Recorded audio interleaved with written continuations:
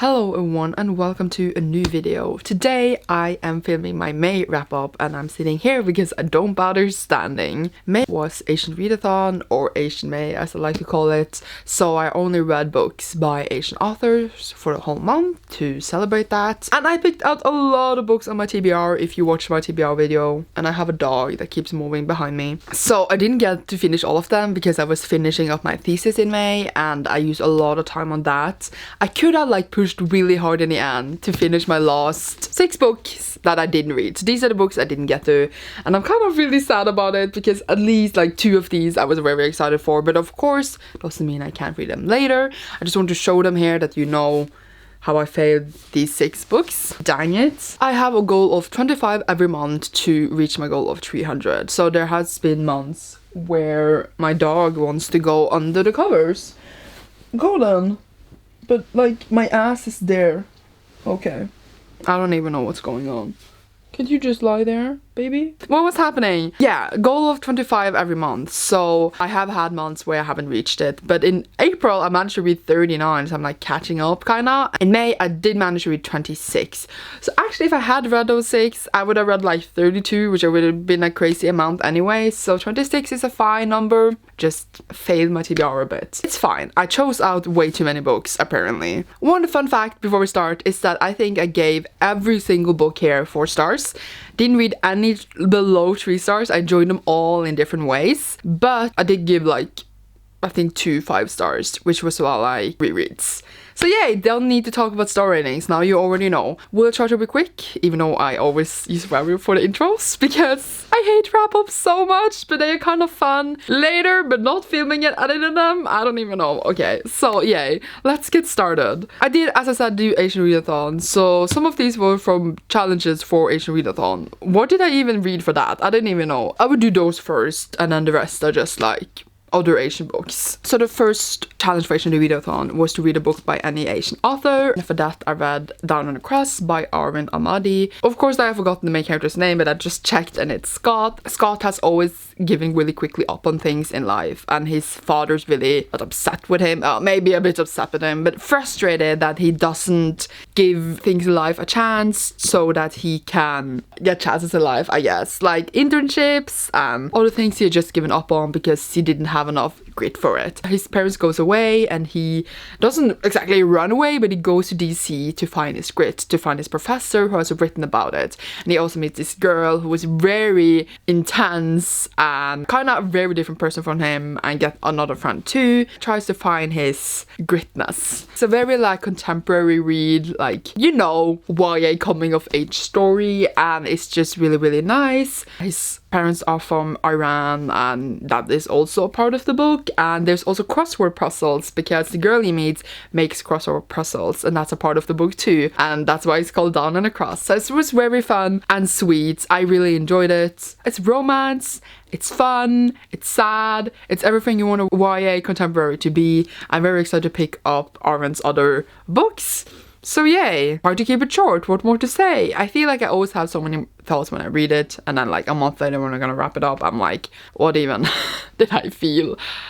I enjoyed it a lot. So the next challenge was to read a book with an Asian character that you can relate to or has the same traits as you, and I read Always and Forever Lara Jean, and this one had the same trait as me because, well, she's an Asian woman like me, but also that her dad is white and I have white parents, even though her mom was Korean. But yeah, I just thought that was another thing that we have in common, being raised by at least. Either way, so this is the 3rd and final book in Lara Jean's trilogy. It's called To All the Boys I Loved Before, or To All the Boys, one of those. And this one I actually enjoyed much more than the other ones in the trilogy. The first one was okay, the second one was a bit less okay, but fine, still okay. But this one I enjoyed a lot. I just really liked how the story developed, how Lara develops, and how she makes choices in life, and how you can see her grow so much as a character. And of course it's just fun times because it's a YA romance. And yeah, still am not convinced of Peter Kavinsky, but here I was more on board with them than I was in the previous books, so that is a thing. It's just a really sweet story. It's not I didn't like the other ones, but I just noticed that I enjoyed this much more than them, and I really like that. But I like this much more. It's just so fast and fun reads. So now I actually also finished a series, so that is also a nice thing. We then have Love, Hate and Other Filters by Samira Ahmed, and this one follows Maya, who is a Muslim and Indian, and she has fallen for this white boy, so they keep meeting, and then this terrorist attack happens, and the terrorist supposedly has the same last name as her, and therefore a lot of hate starts unfolding. This one I read for the challenge that the main character has to be different from me, and Maya is Muslim and I'm not, so that's how we are different. I really like the story. The only main issue that I keep remembering from the book is that the beginning was very romance heavy, and then when this attack happened, it focused on something else entirely, and I feel like the bridge between those two felt a bit disconnected. However, I could imagine this, like, if this was real life, which, like, it could have been. It's kinda a realistic thing, because like your life can one moment be about romance and cute things, and then the next a terrible thing happens and it gets focused completely on something else. So that it is realistic, but I do however felt like the shift was like, oh, but like I still like the book, obviously. As I said, I gave everything here 4 stars. I was a bit like unsure about the shift when it happened, and it also has this like kinda very dramatic happening in this book that I felt was a bit superficial, but that doesn't mean that I disregard what's happening here, because it definitely could happen, but it felt a very dramatic, a bit like movie-ish, but I still really enjoyed it, and it really grew on me, and especially in the end when Maya sets her foot down and does what she wants to do, really stood out to me. And that is a theme, by the way, that really was the theme here ongoing, because as I said, I read a lot of Asian books by Asian authors, and a theme going on in them in general is that the kid wants to do something, but the parents are like, no, you need to be a doctor or something similar, or you only get an education so that you can get married. It's not a lot about it, but there is not exactly arranged marriages, but there is a lot of arranged marriage, at least that the parents wants them to marry early or with a successful Asian dude. And that is a theme going on in all of these. That is one aspect of the Asian diaspora that I had never experienced, obviously, since I was raised by white parents. Not that, like, of course white people couldn't arrange a marriage, I'm not saying that, but it's more normal, maybe, at least the impression I'm getting, since I've been reading about those themes a lot. So a lot of these books about like breaking from their parents, finding their own voices, finding what they really want to do. And I'm talking a bit long about this because it's like an ongoing theme in a lot of these, and I'm gonna mention it every time. And I'm not saying that's a bad thing at all. It's very interesting, it's very important to read about, to learn about the culture, but the whole like breaking free thing, it's very like, I don't know the word, like fascinating, and I always feel like inadequate to talk in my videos because I don't have the fancy words to describe what I'm feeling. But yeah, so that is an ongoing theme. It's in here too, but other things, as I said. Going to the next one. What did I even say? So the next challenge was to read a book that your Asian friend recommended to you. You could watch a YouTube video or ask on Twitter, etc. So I asked my friend Justine, who is Filipino, to recommend me a book, and she recommended me The Empress of Salt and Fortune by Nghi. And this one was a short novella, as you could see, and I really enjoyed it. Of course, I don't know why I need to tell you that, because I just said that all the books here are 4 stars. This video length is already gonna be fucked up. I don't even know what to say. Like, there was things happening and I'm so confused. So basically, we are told this story in 2 different timelines. So we are in the future where this person, creature things, individual, is gonna record what truly happened with the current Empress. And then meets this handmaiden that was there. And then she tells a story of like how the Empress came to be and how they knew each other and everything. And it's very like going back and forth, but like you never confuse anything. And it's very interesting, very well written in the short amount of time we are spending with them. It's just a very complex, nice world, and I was very surprised. It's apparently coming more in this series, and I hope they're all as great as this one. I was at first very confused. You did get a hold of it, and then it was very good. It was also very queer, and I really enjoyed that. And the plot twist in the end, oh my god, I was kind of screaming. I was like, what? So, very good times. What more to say? and doing so great. That was only 4 challenges for Asian Readathon itself, but there was a 5th one, like extra one, where you could read Little Fires Everywhere by Celeste Ng, and you could do the watch along thing. I didn't do the watch along, I still haven't watched it yet, but I am going to. I think it is on Hulu, and Hulu is not available for me since I live in Norway. So there's the problem, okay? I did read it though, and oh my god, it was so intense. Like, this was a book I thought about a lot when reading it, and I really enjoyed it. So what to say, we are in like this really privileged white neighborhood, and then the moves in Mia and Pearl. They rent the house from their Witchard sons, and it starts off with the Witcher son's house burning down, and then you go back in time to find out what really happened, and you see these intricate relationships between the Richardsons and Mia's daughter and herself, like how the kids knew each other, etc. But it's not only that, it's also about this kind of but this thing happening where Richardson's friends, white rich friends, wants to adopt this Chinese baby, and Mia is like against that happening because she knows the mother, because the mother wants the baby back, like the Chinese mother, and she's on that side, and then Lena's on the other side. And then we also have like really dig into Mia's background, and she has like a crazy background, not like a crazy like in a bad one, but like things you wouldn't imagine. We get the deep dive in all of these characters really thoroughly, and I wish I was adequate enough to talk about the themes and like the characterizations here, because it's so good. Like, some of them are horrible, but it's just so well written, and I was just like, it was a really good book.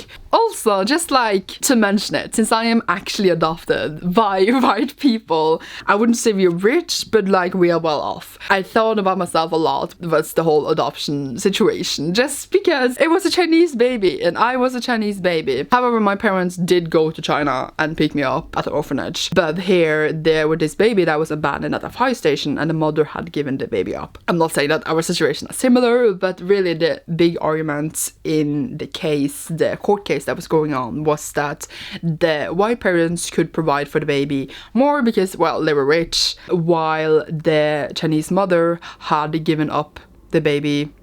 So clearly she couldn't take care of it, and also she didn't have as good of a job, and she could be unstable because she had given up a baby that one time. The whole discussion, there is of course the whole course of white privilege here, and that like how would it have gone if the baby wasn't Chinese. But that was also an argument they used for like that the mother was the one who could have kept the Chinese culture in the baby's life, while the white parents were so white, so like they wouldn't be able to keep the Chineseness of the baby in her life. Again, as me, since I grew up here in a very white country with a bit color now, I would say, at least in a very white neighborhood and school life, etc. And no, my Chinese parts of me has never been a part of my life, so I don't even know if I'm upset about it. I feel like, I don't even know, I don't have words for it. Like, I feel like I would want to have more Chineseness in my life, but I didn't think about it as a kid at all. So that is the truth, because it felt like a distant thing, okay? And it made me like really think like that I grew up here in privilege, but I could also have not. I could have grown up, I don't know my situation if I would ever stay in China, but I could have grown up very different life, but then I would know about this one, so I wouldn't have to compare it. I don't even know what I'm saying. The point is that it made me think a lot about like my life a bit, but not that I'm ungrateful for it or anything, but it made me really hard for me to like think where the baby was supposed to be in here. And I know maybe some would disagree, it's just a discussion, but I was upset for a lot of the times, and a lot of the things that were happening was very annoying, like with the baby case. The whole case was very complex, and it made me hard to pick a side, I guess. And I still have a hard time because of the situation I'm in, but me and my biological mother never came back and fought for me. So I'm not bitter about it. It sounded like I was. It's fine, I'm okay. But the point was that wellness is not always about the money and how big house is in. So I guess, do I have to pick a side? I feel like now I have built up to this thing where I have to pick a side. She should have been with her mother, biological mother, but also she gave her up, so I feel like pain, but she was in such a bad situation, I don't even know, okay? And the ending, oh my god. Point is, this book made me think a lot, and it reasoned with me in ways that I haven't really felt like before. So that was a thing, and editing this mess, what I just said, is gonna be great. Point is that I get both sides a bit, but yeah, I don't even know. Like, whatever I said here, I just was thinking about things a lot, okay? Moving on. Oh my god, I feel like I don't even know what just happened. I'm really sorry. Either way, I also did got a thing for spring, and I have already posted that wrap up, so I would just mention them here. I usually wrap up my got a thing for season challenges books in its own wrap up, but yeah, as I said, already posted it. So I read Pachinko, I read The Love and Lives of Roxana Ali, and I read I Hear the Sunspots, and I also read Crazy Rich Asians. So that wrap up is already up. I had kind of forgotten that I already posted it, but I have. Great for me. That was great. Now I didn't need to talk about 4 books. And now moving on to all the other ones. I reread An Ember in the Ashes by Sabaa Tahir. I listened to the audiobook this time around. This is one of my favorite books of all time, and it follows Lara, who lives in an empire, and her people are the scholars, and they are like being fucked over basically, and are taken as slaves and raids, and they have it horribly in this world. There's this raid that kills her grandparents, and they put her brother in prison, so she finds the resistance to make them help her get her brother out. However, she needs to spy for them, so she spies on a commandant for them, and the commandant is like this horrible woman who basically torture her slaves, or her handmaidens, as it is what Lara will be. We also follow Elias, who is a mask, and a mask is like the most nutritious warriors in the empire, so they're basically horrible, and he doesn't want to be a mask, he wants to run away, but then this trial thing starts, so he can't. So we have those 2 characters, and they also of course meet because yeah, it is about them growing and this empire thing, which is horrible, and then it just grows into so much more. I read the second book too, but I need to like finish the series. The 4th and final book is coming in December, so I need to get it before then. But it was great. I loved it. I do, however, and I did that too with the other book I reread, I feel like I enjoyed them and loved them much more the first time I read it. I still enjoy them and love them a lot, but I didn't get the same like feeling I read when I read it first time. I don't know why, and it made me a bit sad, because usually when I reread my faves, I still get the same love for them I had the first time, but that didn't happen this time around, so I don't know what was going on. It made me sad, but as I said, still one of my faves, so I didn't have that feeling, because I am inadequate to talk, okay? That doesn't mean I don't recommend the book with everything I got in me, and it's one of my favorites of all time, so read it. Okay, I'll just take these 2 in one go, but I read My Hero Academia, volume 19 and 20. So My Hero Academia is, if you don't know, a manga series and also an anime, and we are set in this world where 80% of the population has these quirks, and quirk is basically an ability. Because of this, it has grown into a superhero and supervillain society, and we follow Midoriya, is in the 20% that doesn't have a quirk, but he wants to be a hero really badly, and he does come over a quirk. It's not really a spoiler because it's the whole point. He goes to this hero school, so that's why it's called My Hero Academia, and we follow like all his classmates. We don't follow like every single one specifically, but we do get a lot of side stories, and we start to care about all these characters in this massive world. He has like 1 billion characters, and it's so great. It's basically the story of Midoriya becoming a hero. I am really far in. I am in 1920, and I'm catching up since I was away, and now in this one we were making this band in 19, and it was the most adorable thing. We also had this new villain called the Gentleman villain, I believe, and it is this dude, and yeah, it was a little story with him. Not really a spoiler because I feel like I need to say something about this. It was very cute. We are really far in, and my only complaint about these is that the story feels like it's never gonna end. We are just like going and going and going, and it doesn't really go anywhere. It's just like this never-ending thing, and I love it, but I also like to think that things will end one day. I feel like this would just be going on for years, and I love the characters and the world and the story, but I also like things to end at points. But I am enjoying it. I will read it through the end, and I will definitely recommend it, but just think that you're in there for the long run. Darius the Great is not okay, so I also reread this one on audiobook, and was another book that is one of my favorites of all time, but I also had a feeling that I loved it more the first time I read it. However, this is getting a sequel in August, and I literally cannot wait. Like, oh my god, my goosebumps is coming back again, because I love this story so much, and I just can't deal with the fact that I'm gonna get more. Okay, so this one follows Darius, who is a plus-size teen, and he feels like he's not adequate enough for his father. His father is white, and he always feels like he's never good enough for him, and that they have this very strained relationship. And then his grandpa is sick in Iran, so they decide to go over there to visit them, and it's really about him following his family and finding parts of himself and getting his first real friend called Khorram. And he has this little sister who is like the most adorable little girl, and his grandparents and just the food and everything. I can't talk about this book coherently, I'm just getting goosebumps.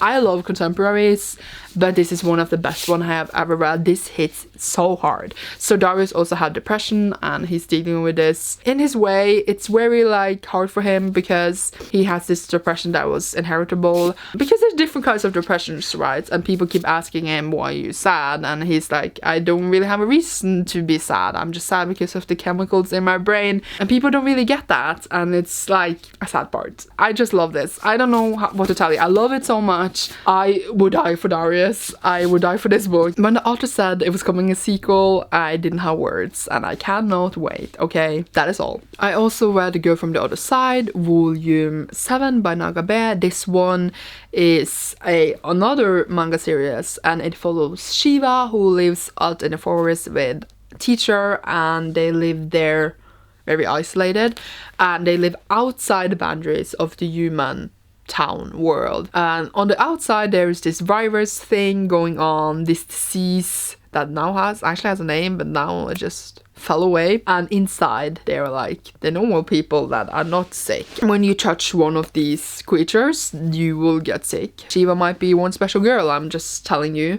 I'm now on Volume 7, so I am a bit far into the story, and it's a lot about like the humans and the monsters or the creatures against each other, about this virus thing.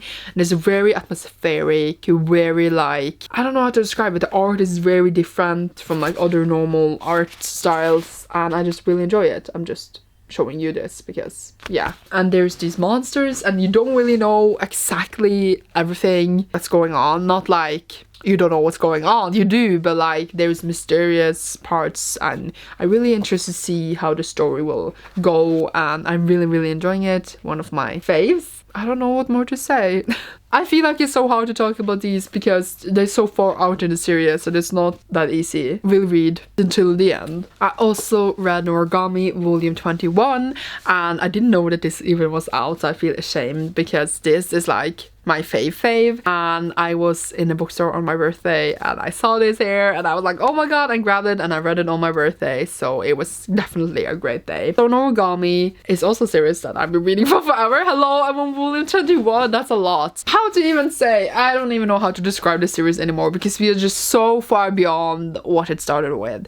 It basically starts with Hiyori, who goes into this accident and her soul jumps out of her body, and that's how she gets introduced till this other world in our world, and she meets Yato, who is a god, and he also have the Shinki, which are souls that have died that they can give names and they can become a weapon, but they don't necessarily. He has Yukina, who is his new Shinki. This is about the three of them, the friendship, other gods, and fighting and stopping big evil things. I feel like it's been going for a long while, but I feel like we have to be closing into the end soon, but I don't mind it keep going for forever. It's very good, and it's full of like, it's like a god story thing, and it's literally my fave forever. Kind of want to reread it from the beginning. It's been such a long time, but we will see. I then read Our Shah and the Tree of Wishes. This one is by Roshani Chokshi, and this one I have a full review up on my channel, so I won't spend long at all. I will try.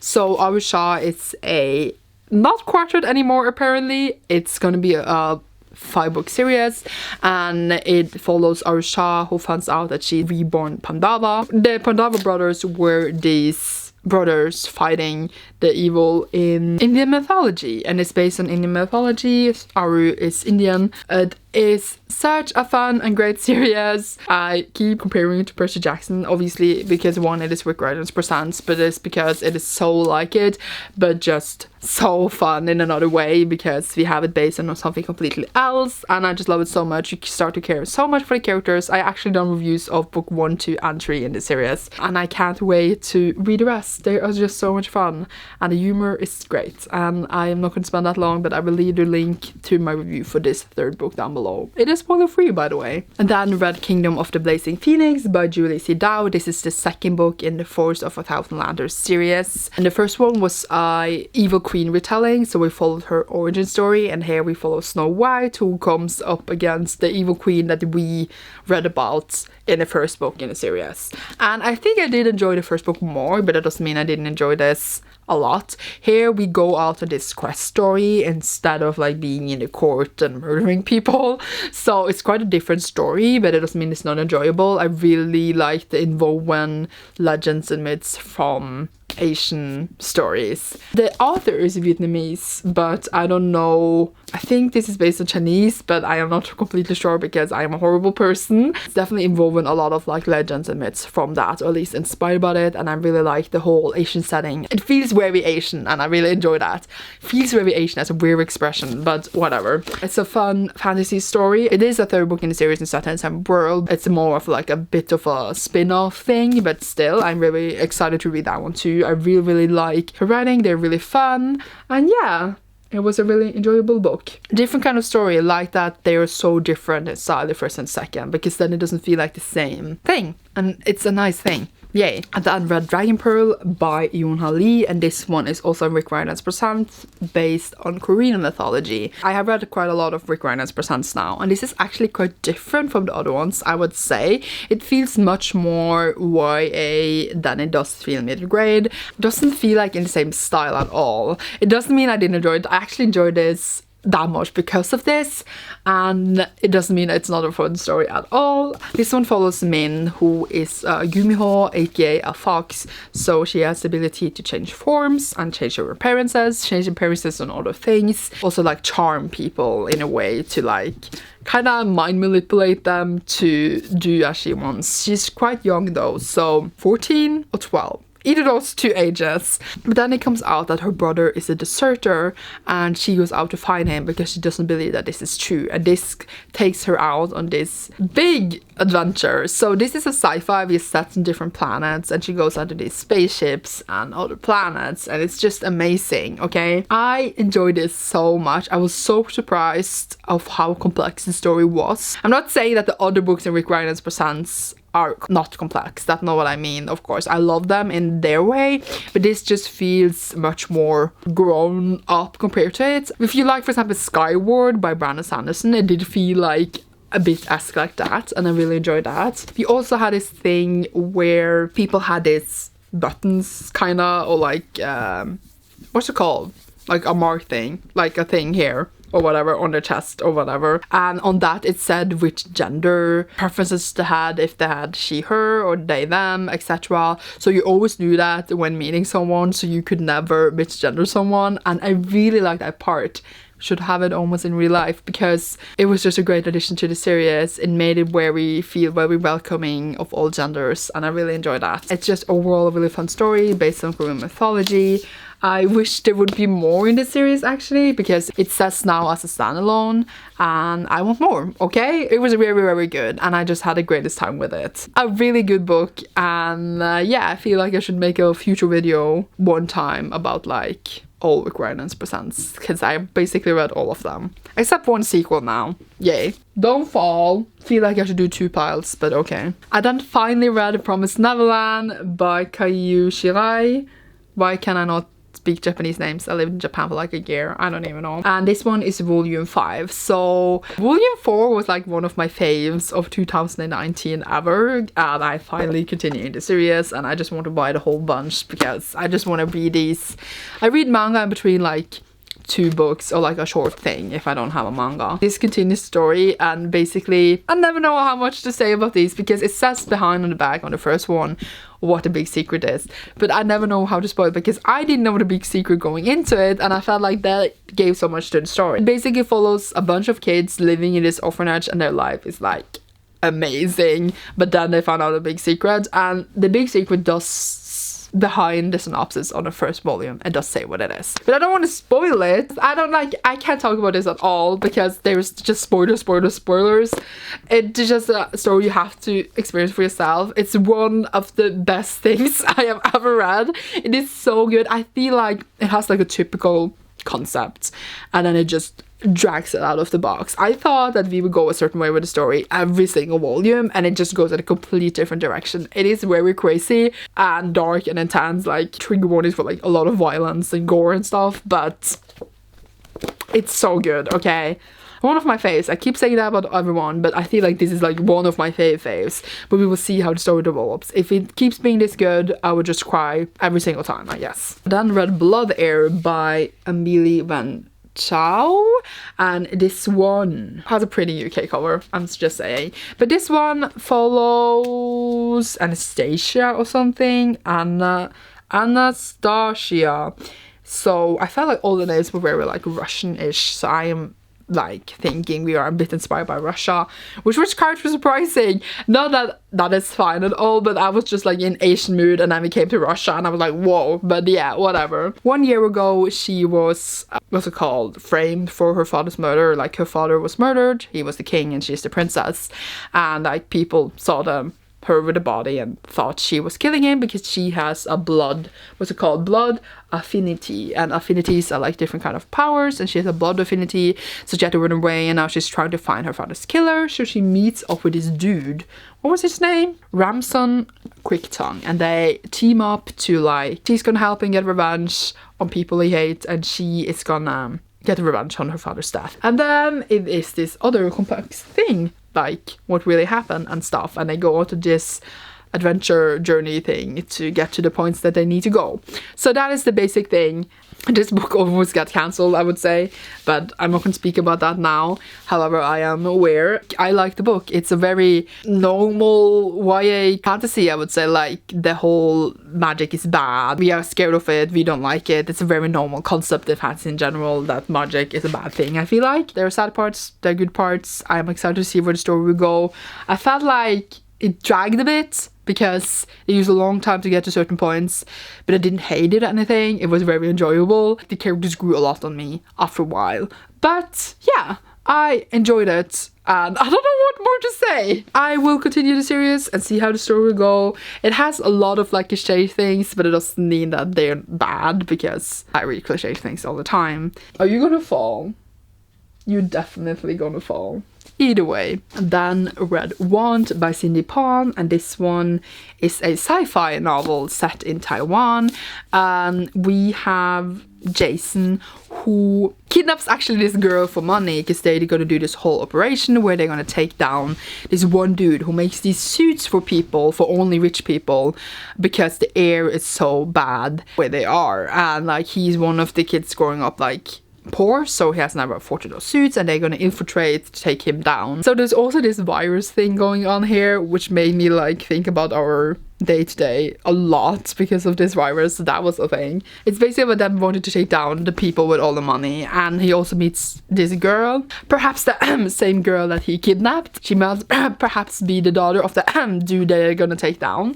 It has like these cliches. This is one of the books where I was like, romance go away, because the woman was just there to be there, and it just felt like it didn't really add anything to the story. They could have been good friends and then a romance after a while, but they were basically like horny on each other the first second I met, and I don't need that in my life. So yeah, sometimes I'm just very tired of the romance in YA, I mean, but overall the story is very complex and good, and I'm excited to read Roost, the second book in the series, because it was good. Okay, I had it for such a long time and it did not disappoint. The world, the sci-fi world, I like the concept with the suits and like how the world work.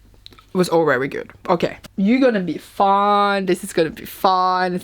Yeah. I then read a completely different book, which was A Pale View of Hills by Kazuo Ichiguro, and this one is his debut, I believe, and it's the dude who won the Nobel Prize of Literature, and I want to read all his books. So this one follows Atsuko, and her daughter just took suicide, and then she's dwelling on this one summer when she lived in Japan when she was younger, because now she lives in England, and then she goes through all this summer in her head on what happened because she was really close with this other Japanese woman. When I finished this book, I was so confused that I literally went into Google to read what other people thought about it, and I sat for 20 minutes on Reddit reading people's crazy theories, and it was great. A very weird book. It has this weird shift in it that comes in the end and you're like, whoa. It also questions the thing that if your memory is correct, because you think you remember a thing but it maybe didn't happen in that way. So that's interesting. I think the book was very good and interesting. I just think that the punchline in the end, if whatever that was supposed to be, should have been more potent and not come completely in the end and then just end it. But overall, it was a very interesting book. I was waiting for a point to come, but it never came, but then it kind of did. So that was weird. It was a weird experience, and I'm definitely interested to read his other works. Yay. In the end there, I was rushing these books like crazy. Not rushing as I didn't read them properly, but rushing in a way that I was trying to read as much as possible to try to get through all of my TBR, but I did still not manage. If I read even more, I think I would have managed, but I didn't read as much as I wanted to these last few days in May. So the next book I read was LoveHate Taipei by Abigail Hinvan, and this one I listened to the audiobook on because I finished my 2 other audiobooks and then I needed a third one, and I heard a lot about this earlier this year, so I decided to pick it up. This one also has its themes of breaking out from their parents and what they want for them, and the same did The Love and Lives of Rukhsana Ali that I didn't talk about in this video, but it did have those themes as well.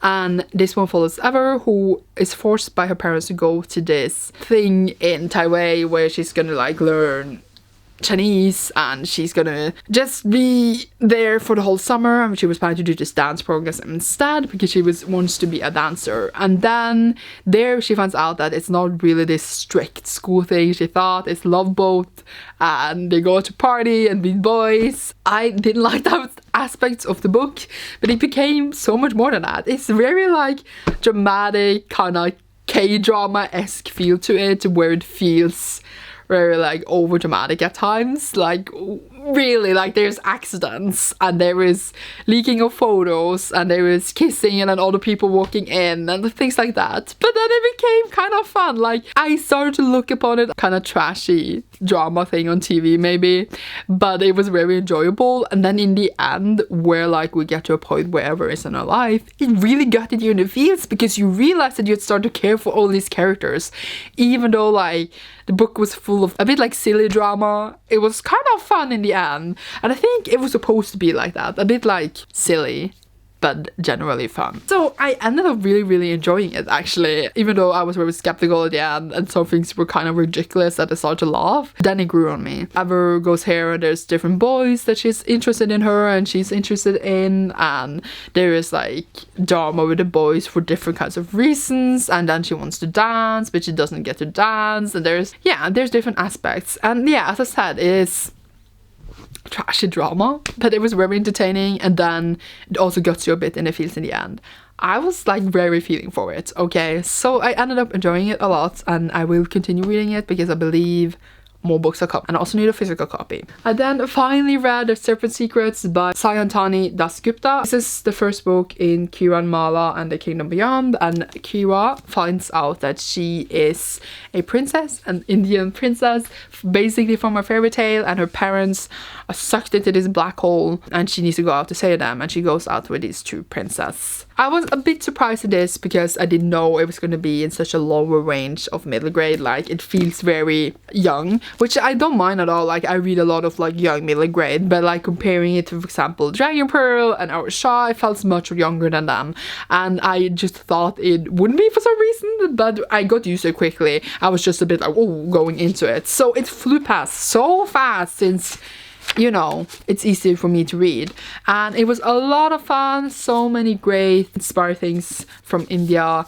in this, and there's so much fun finding out about the different characters, the different creatures, the world, and just witty banter and just this little girl finding her courage, and I really enjoyed it. I am excited to pick up the rest of the series, and I'm so excited that I finally read this because I had it on my shelf for ages. Of course, like, since it did feel on the younger side, I wouldn't say that that ruined my enjoyment of it, but it does feel like the story is not as complex and great as it could be because of this. But the audience target is not me, so that doesn't really matter in a way, but it does feel like there's this thing holding me back for making the story reach its greatness, but it is great in the format it is as well. So yay. That is the dog itching, okay? Is this gonna hold?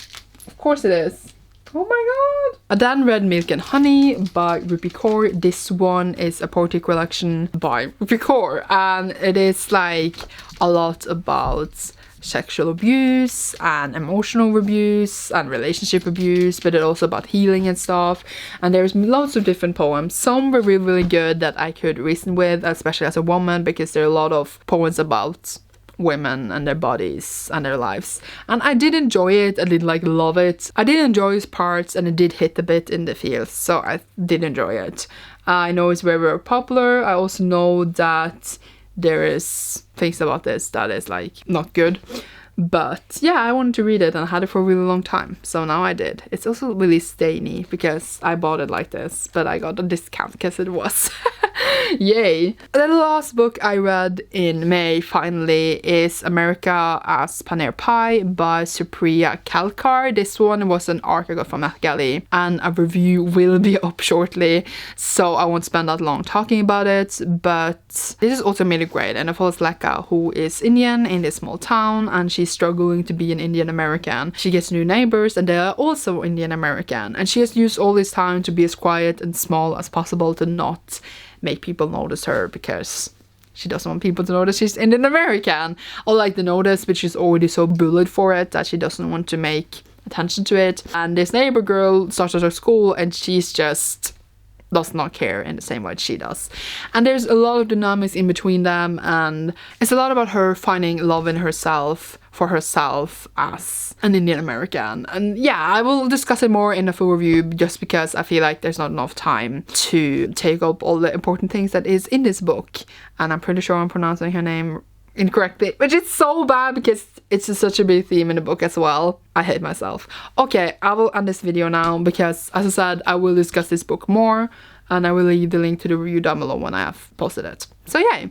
Thank you so much for watching this video. We are finally done with my wrap up. Yay, yay, yay. If you want to discuss any of these books down below, please do, or anything else, then yay.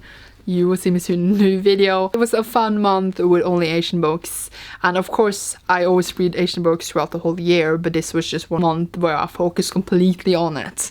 So yay. Yay, yay. I keep saying yay, and I'm gonna end this now. Bye!